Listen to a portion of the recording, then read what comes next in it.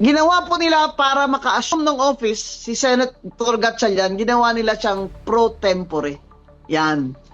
But, in my opinion, his election as pro tempore was void. It was not valid because he was only elected by 12 senators, not 13. So, he had no majority. Now, they needed that to declare, because, well, they said they had the majority, so they declared all the positions vacant. Di ba?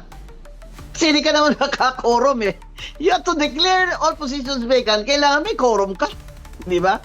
Kaya sabi nila sa 12, may quorum na kami. Kasi yung dalawa, wala naman eh. Hindi naman yun makakabdalo eh. Paano nyo alam na hindi sila makadalo? Eh, hindi naman sinasabi sa konstitusyon na kung hindi sila makadalo. Ang sinasabi po, all its members. Sa Senate rules po, ganun din. Sa Section 44. Its members. Di po ba? Kaya, ang election po din sa Rule 2 ng Senate rules ay majority of all its members. Di ba? Kasi pwede naman nilang i-request ang court for Senator Jinggoy to be allowed to appear for the purposes of quorum. But they did not do that. Alright? So, ang dalawang issues na yan, ayon ang nagkakagulo sa isip ng mga tao. Pero titingnan yung nangyari. Sabi ni Senator Tulfo, there's no Senate Blue Ribbon meeting, hearing.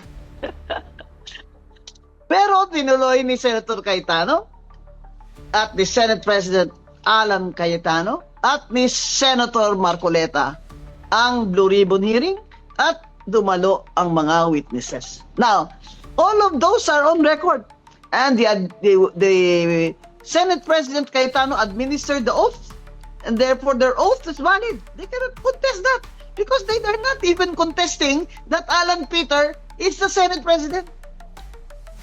So, I think the non-lawyers also ng mga senador dyan, lalo na yung mga senador na bago, ay naguguluhan din po yan sila. Kaya lang, yun na yung linya ng kanilang grupo eh. Hindi po ba?